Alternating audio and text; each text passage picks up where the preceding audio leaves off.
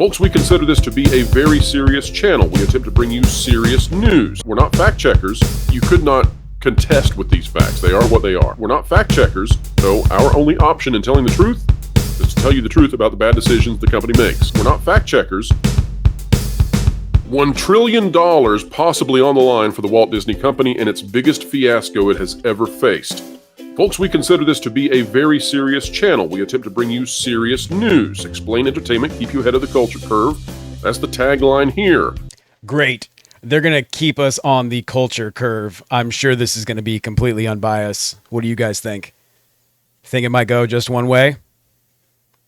It's probably a fair bet. Gooseifur here with you. This is the video we're going to be doing today.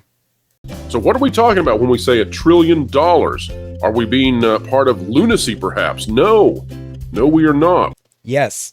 Yes, you are. We're here to tell you that the issues in Florida that the Walt Disney World Resort is facing, at the behest of one Bob Iger who chose them explicitly, if you look at the prices now that are incurred by Disney over the next many, many decades, and you take into account inflation, and you look at the taxes and the money they will spend on regulations that every other company in Florida was subject to. If you take into account the prices over the many, many decades, the taxes, the fees, the prices they're going to have to pay, the inflation, how many things do you have to calculate into this to be right? You know, just saying something like, it's going to cost them $1 trillion eventually is a pretty shitty mode of doing this, man. Our friend Andrew over at Legal Mindset says this price tag gets up to around $1 trillion potentially. Potentially. Very few who disagree with this, but those who do in the comments or wherever, they'll say, you know, $1 trillion. Oh, come on, you guys are crazy. And it's like, no. How long do you think Disney World's going to exist, right? Okay, we will be right. You know, when you start adding up the taxes and the regulations and all the costs, it's just a matter of scale. So some people might say, well, it'll take 40 years, and partially that depends on the rate of inflation, so nobody can know. Some people might say it'll take 80 years. Some people might say it'll take 120 years. But as long as Disney World will exist, and as long as the Disney company will exist, this will cost massive amounts of money every single year. We will be right at some point. We don't know if it's going to be 40 years, 80 years, 120 years, but at some point, we will be right. $1 trillion price tag is, that's quite the cost for the sin of turning their company political. So that, in my opinion, is the biggest one. Oh, there we go. They finally said it. As per usual, they have to spend the first good amount of their video making this seem organic. But there it is.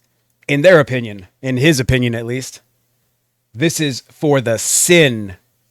Probably no coincidence that it's biblical reference of being political. Let's dive in and dive on in. Agreements that Disney made with the governing district for Walt Disney World before it was taken over by appointees of Florida Governor Ron DeSantis weren't legally valid, and the company's counterclaims against the district should be dismissed, the governing body said in court papers filed this week.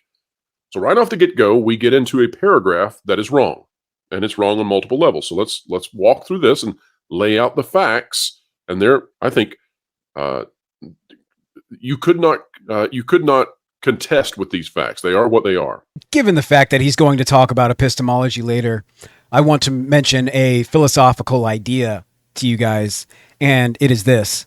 Whenever somebody tells you that it's a brute fact, that the facts cannot be challenged, that the facts are the facts on this one, it usually means that's the first place you should start looking to disprove what they're going to say. Because the more they try and assert that what they're telling you is correct and not to even bother, the more likely it is that they're lying about it.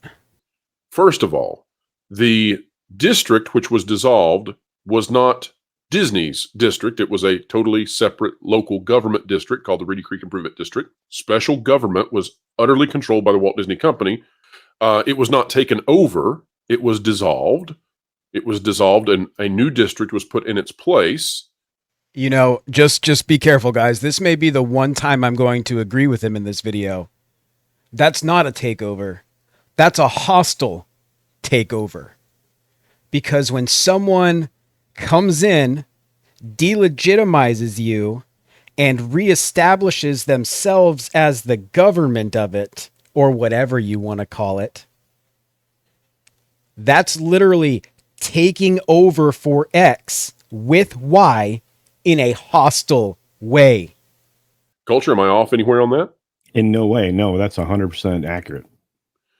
Oh, yeah, no, that's 100% accurate. What, did they just hire the yes man? Like, yeah, dude, yeah, dude, yeah, dude, yeah, dude, yeah, dude, yeah, dude, stop. Stop firing. No more yeah, dude.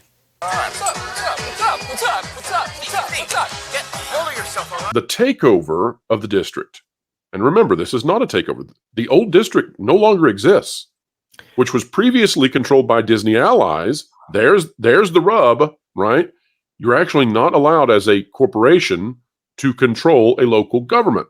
No. And when it says Disney allies, what it really means is Disney. You are really lucky I'm not as lazy as you, or I would just repost the same thing I literally just said about what a takeover is. Because, you know, that lazy ass logic is how you got from when it means Disney allies, what it really means is Disney. Oh, please tell us what it really means, oh wise one. That HOAs often are run by petty individuals who like power, and Yes. they have found, often older, they have found a little bit of power in determining what their neighbors can or can't do with their properties. And so I would say that a lot of stress all over North America comes from HOAs and the people who run the HOAs. Now we're just going to bash HOAs because they're somehow relevant and related to Disney. I realize you're trying to equate what Disney is trying to do to getting an HOA to have governmental rules. But why are you attacking HOAs? Like, these people are always petty little pieces of shit. Like, okay, why are you typecasting people? I didn't say you're a gigantic piece of shit who modulates his voice to feel better about his fucking little ass manhood. We all could just take random shots in the dark, couldn't we? The company publicly came after the company publicly opposed a state law banning classroom lessons on sexual orientation, gender identity in early grades. We're talking about 4-year-olds and 5-year-olds here. And we're talking about Yeah, you know, guys, this is about 4 and 5-year-olds, even though the statute says that they have to be 5 years old. And I do understand how it works. Technically, if they are going to be 5 years old by September 1st, they could be starting at 4 years old when the school year starts. But don't pretend that it's so common that it's 4 and 5-year-olds. 4-year-olds happen to get in for about 9 months. There's 3 months that they don't get. So just, you know, stating that. But what I really want to talk about is the fact that what he is doing is specifically leaving out the details. These are lies of omission. When the Don't Say Gay bill was originally written, it said a school district may not encourage classroom discussion about sexual orientation or gender identity in primary grade levels or in a manner that is not age appropriate or developmentally appropriate for students. Do you notice how that doesn't say 4 and 5-year-olds? Do you notice how that says primary grade levels? This was a much bigger deal because they explicitly painted it as a way to take gay out of schools. What they ended up doing was changing it to make it fit the paranoia they built for you. Here's what it changed to. This is in the final version of the Don't Say Gay bill, HB 1557 04 ER. Classroom instruction by school personnel or third parties on sexual orientation or gender identity may not occur in kindergarten through grade 3 or in a manner that is not age appropriate or developmentally appropriate for students in accordance with state standards. That's much different. Why isn't he telling you this? If he is so genuinely concerned about being truthful and being honest, why is he omitting the fact that the Don't Say Gay bill was narrowed specifically to pass on fear? When it was written, It was complete oppression. It still is. But the idea with the first version of HB 1557 was oppression, not save the children. And while we are talking about this, let me read a little excerpt from Wikipedia. And just so you guys know, Wikipedia is not a great source of information, but it does have information that is so fucking common that it makes it to Wikipedia. Most adolescents in the United States receive some form of sex education at school at least once between grades 6 and 12. Many schools begin addressing topics as early as grades 4 or 5. Did you realize in that section that the specific grades they're banning don't appear in what Wikipedia reports as when sex ed starts in America? Grades 6 through 12, and maybe some topics as early as grades 4 or 5. So who is this bill fighting for? It's not being taught to kids K through 3, but you definitely want to take it out of the classroom. So what's the actual story here? No, a 4-year-old can go to a counselor. A 5-year-old can go see the school counselor, the guidance counselor. They can talk to, the assistant principal or whatever. Grown-ass men don't have the ability to talk about their feelings. Like the feelings you have against gay people or trans people or all the people that are being targeted by this bill. But you expect a 4-year-old, 5-year-old to just have the autonomy to be like, you know what? This is a matter I think I should go talk to the counselor about. In retrospect, I was thinking about this. They're fucking 4 and 5. They can go talk to the assistant principal. They don't know the hierarchy, dude. When I was in elementary school, I didn't know what the school counselor was for. I didn't know what the fuck a counselor was. They're 4 and 5. They haven't been taught the word counselor. You can't plan out lessons in your lesson plans as a teacher about this in Florida to 4-year-olds and 5-year-olds. They need to learn the alphabet. They need to learn 1, 2, 3. And, given the literacy rates across the country, I'd say that's rather important. Since he wants to go there, let's bring up some information. The literacy rate in Florida is 76.3%. The numeracy rate is 65.2. The amount of illiterate people in Florida is almost 1 to every 4.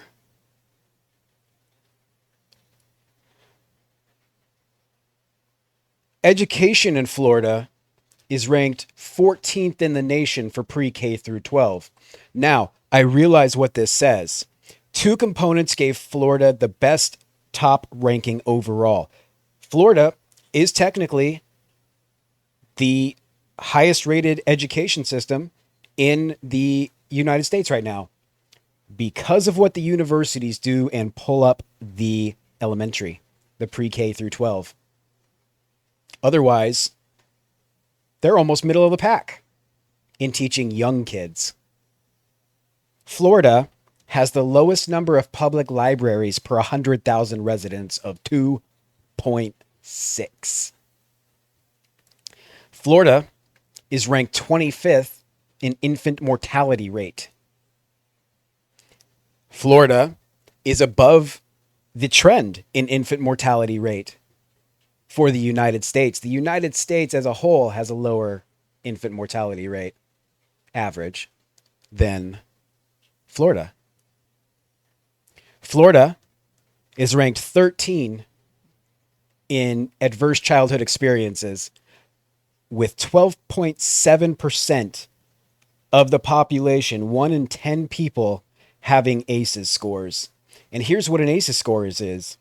Percentage of children ages 0 through 17 who have ever experienced 2 or more of the following: parental divorce or separation, living with someone who had an alcohol or drug problem, neighborhood violence, victim or witness, living with someone who is mentally ill, suicidal, or severely depressed, domestic violence witness, jail time, treated or judged unfairly due to race, ethnicity, or death of a parent. And you have to have 2 of those. And 12.7% of Florida's population does. So if we're going to get into, pretending Florida's great and all this stuff. We're going to have to look at the facts, and the facts don't fucking lie, do they? But it's about the children, right? That's why this bill does so much to expand or do anything about Florida being the 14th, whatever the fuck I said it is. It's not in the top 10 of the United States for pre-K through 12. Does this bill do anything to improve the pre-K through 12 system in Florida? Or is it political? Strictly. Yeah. But Culture, here's what's fascinating to me. Originally, Disney did not want to get involved with this situation.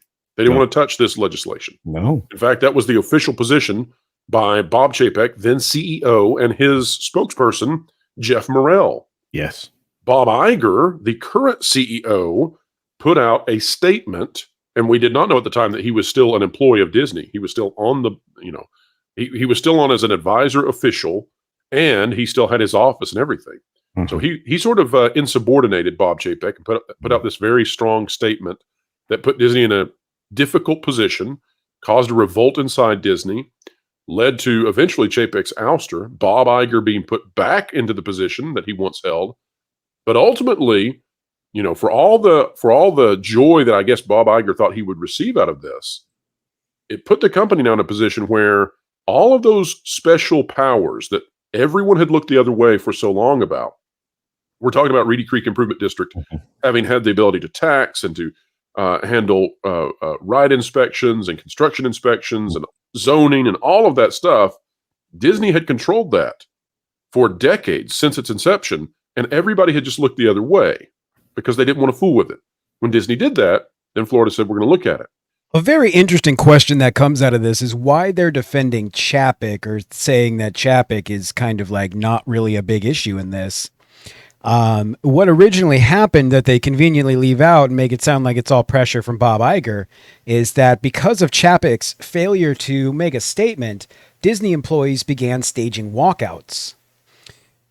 Later on, after Chapek tried to keep Disney out of politics, they worried more about walkouts and protests from progressives and employees and all of this stuff. And so Chapek finally did an apology, and that got wind to DeSantis, and DeSantis called him woke. But let's go more into the Reedy Creek district, since it's so fucking egregious. The Reedy Creek district was born, I guess, in 1967 by Governor Claude Kirk. Who's Claude Kirk? Claude Kirk was the first Republican governor of Florida since Reconstruction.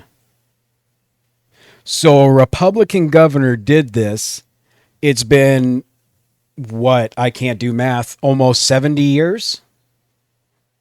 Somewhere in there? 40, 20, 60, almost 70 years. And just now, in 2022, it's a problem. It's been going for that long. And it doesn't have anything to do with this don't say gay bill, this woke stuff. No. Disney is organically falling down. Why do you think Disney actually took these steps that cost it this much money? It's the biggest thing Disney faces in terms of headwinds. The biggest, by far. Well, I think it's the same thing that's alienated about 50% of their audience. It's the fact that they got invested into some political ideology, and they were so heavily invested and infested with it from the ground level up. Actually, I guess technically from leadership down, that it really did create a situation where they were imprisoned by the ideology, and so they made a series of very poor decisions, including some legislative ones, or at least trying to influence legislation and or supportive political candidates, which is a bad idea anyway if you're a business. So what I want you guys to notice here is that they're saying all these negative things about Disney and all of these bad decisions that Disney made. Do you want to know what the bad decision Disney made was? The bad decision Disney made was not sponsoring Ron DeSantis's fucking Don't Say Gay bill. The same Don't Say Gay bill that we already stated was going to try and remove all LGBTQ and discussion about it from all grade school until they made it and narrowed it down to look more like the lie they originally crafted.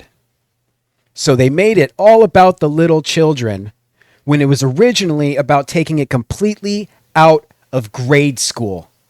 While we're talking about political donations from Disney, let's look at 2020. $667,000 to the Republican National Committee. $10.5 million to America First Action. America First Action is a Trump super PAC.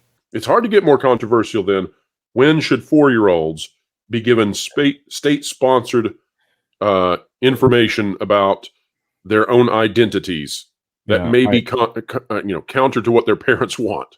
That's about as hot as it gets. Contrary to what their parents want. I'm sorry, but when were parents authorities on education? Parents might want a child to be raised strictly religious. Do they have the right to make a teacher do that for their children? No, they fucking don't. Because they don't know best at all times. That's why they're sending kids to school. Because they don't fucking know. Well, that and to get rid of them, that was the big problem with COVID, wasn't it? You had to spend all your time with your kids who you fucking hate. But institutionally, I don't think that is relevant to the education of children. And so it's relevant to an individual. And as you said, I mean, you can certainly seek out a counseling and things like that, but it should not be a state-sponsored activity in any way. And I felt that for my entire lifetime. How fucking stupid can you be? Identity is not an important part of a child. They don't necessarily need to know these things. Like, you realize you're setting them behind in the world, right? Because you may think LGBTQ is subjective, but it objectively lives on this fucking planet. They are out there. Your children are going to run into an LGBTQ person. They should know how to deal with those people and know that they're not different or weird. But that's what you want, isn't it? They need to be purged, right? Let me throw something at you, Culture. Yeah. Okay, so let's go deeper than I had anticipated on this. And we'll come back to the $1 trillion price tag into Disney. Here's what I think is happening. And I presented this last night on the Valiant Renegade channel. I think there's an attack on epistemology itself right now. And by that, I mean, of course, epistemology, the study of knowledge. All right, guys. Luckily, this dumb shit walked into my area of specialties because this is exactly what I did. For everybody to know, I failed epistemology at least once, but I did learn some things while I was in the class. The first thing is epistemology, yes, indeed, does study knowledge. The part he's leaving out is he makes it sound like there's just this complete thing that's already there and it's studying knowledge and all this stuff. But epistemology is how we gain knowledge. Are there true objective experiences? Are all experiences subjective? Can you have one? Can you have the other? Do they actually exist? He's making it seem like epistemology has all this shit sorted out and that he's going to use it to back himself, but epistemology is absolutely against what he's doing. Epistemology does not stand to say that epistemology is the right way to approach things, because epistemology is trying to figure out how all the things we're approaching and how we're doing it, what does that do? What is the structure of that? Is there common threads? It's trying to study knowledge, not pretend it's knowledge. It's how do you go from the subjective to the objective? I think that this whole thing, this is a great microcosm of what's going on here. The state of Florida said, we're going to teach children A, B, C, D, E, F, G. We're going to teach them 1, 2, 3, 4, 5. We're going to teach them circles, triangles, squares, because they're in kindergarten. Those are objective facts that the children need to know to have a successful life. For the record, the state of Florida never said that. They never said we're going to teach kids A's, B's, C's, numbers, blah, blah, blah, blah, blah. And then there's some other side that's going to be doing this shit. Okay? I read the bill. You can too. It's online.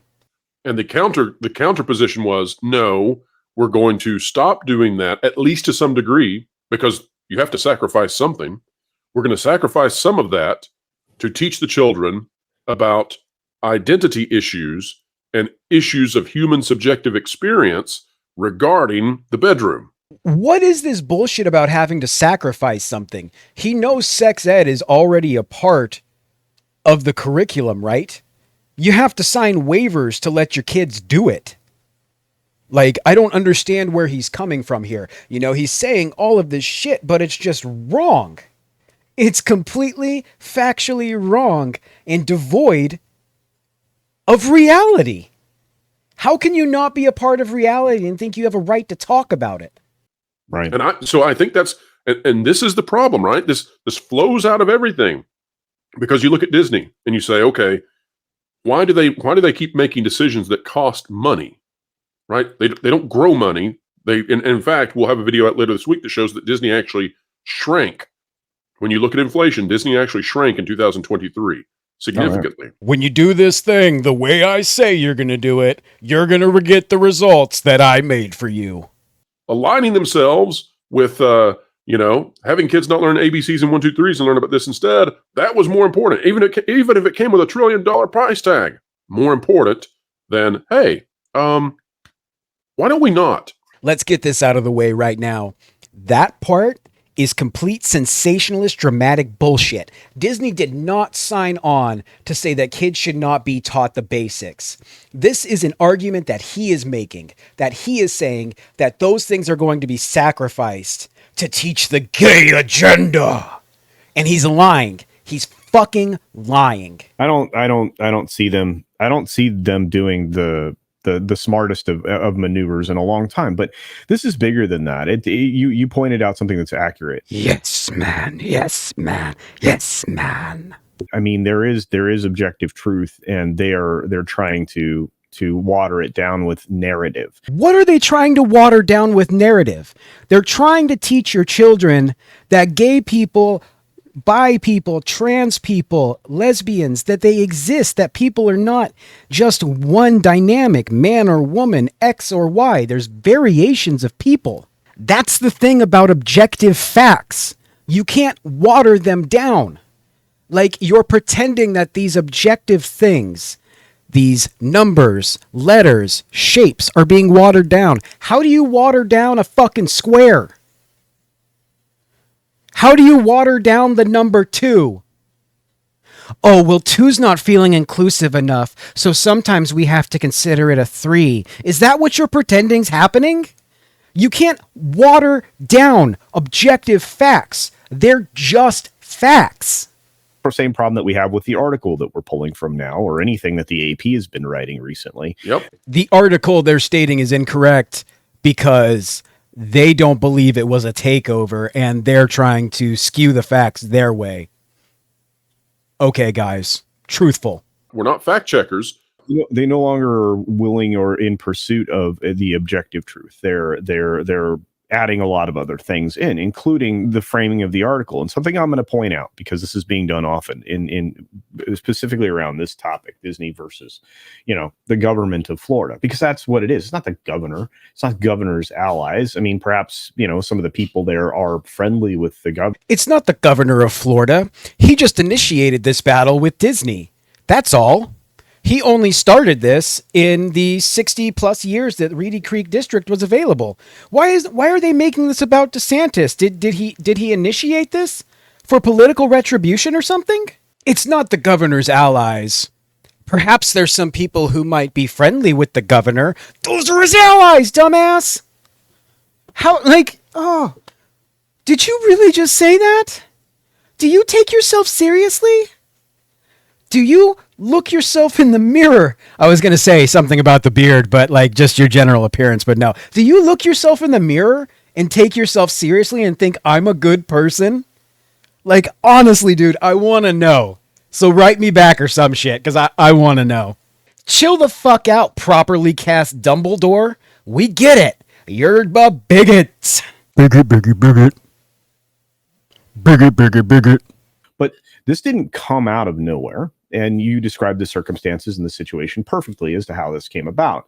What happened was the entire legislature got into a room and crafted the dissolution of this district, the former Reedy Creek, right? And that's because culture, there was massive corruption here, but Florida had never wanted to step into the corruption because it was politically volatile to step in there. This allowed Florida, this thing that Disney did, incensed parents and families enough that Florida said, okay, now we're actually going to look at this because we have taken it on the chin for decades, not getting the taxes that were owed by Disney because they're running their own little government down there. We're going to investigate this now. And Disney stepping into it is what gave Florida the political cachet to be able to go in there and say, no, you can't control your own Vatican City in Central Florida. I just want you guys to know all the reasons they're stating are complete fabrications or complete subjective beliefs about what happened. Florida parents were not so incensed by Disney not supporting the bill that they then took on Reedy Creek. DeSantis took on Reedy Creek because they came out against his bill. That's how it worked. It was not any other way. I'd just like to say on behalf of Culture Casino right here, I don't honestly think he's as into this and what this guy's saying as it would imply, him being part of this video. Just reading his body language, this dude's saying a lot of dumb shit that I don't think Culture agrees with. So I will take my criticism of Culture softly, because I don't necessarily know if he's talking to be more popular or if he actually believes this shit, but he doesn't look like he actually believes it. I think that all of this was intended to be a Hail Mary to gum up the works, to slow down the legal process, and try to get to a point where maybe, it's a long shot, but maybe there's another governor that would come in, maybe Florida would shift to the left, and then they would be more open to acquiescing to Disney. And that, I think that was Disney's long shot. Let's throw the bomb. Let's see if we can get the touchdown. I don't think they had anything else. So this is all frivolous. It's just meant to kind of sit in the legal system long enough to give them a chance. This is what's referred to as asking and answering. You're asking your own question and then answering it. So you've made up your mind because of the things that you've made up in your mind. You believe this is frivolous because it's clearly sitting in the system and that's what their plan is for it. But you have no proof. The one thing that everybody in this world loves is elongated legal battles, right?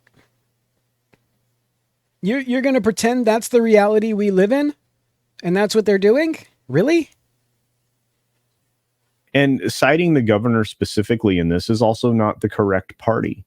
It's the state of Florida. This is technically should be Disney versus state of Florida. Also, they're citing the governor because the governor initiated this shit. It was not the state of Florida. The state of Florida did not vote to say, hey, we should do this. Ron DeSantis did for political retribution. And I'm sorry, but a lot of the lawyers that are involved in this are New York City lawyers. New York City lawyers, just so everybody is aware, still have to pass the bar in the state of Florida to practice law in the state of Florida. Thank you guys if you've made it this far through the video. One of the things that we're really trying to do here is build out this thing where, these people keep pretending that they've got the objective, factual, truthful side of the Disney argument, and they act like they present that. But then there's always this subjective belief behind it. There's always this covering. It's not DeSantis's fault. That's not the correct person. This wasn't a takeover. This was a disillusion. There's so many things to try and hide the truth. And you have to watch out for this shit because as you see, that's all they're doing. They're not interested in facts or truth. They're interested in presenting the narrative the way that they have decided it's written, the way that their belief tells you it should be. These are the same types of people who are trying to tell you that Trump won the election. These are the same people who want you to believe that every fundamental thing about being an American was put off just to get rid of Trump. They don't ever think about the consequences of the action. They don't think about, what it would actually take for the reality to be real. They just want to tell you shit, and they want you to believe what they believe. And it's delusional. We should not be following psychopathic schizophrenics who are paranoid for the way we handle our morals and the way we believe things. Paranoia is not how we should live. But they're goddamn going to sell it to you.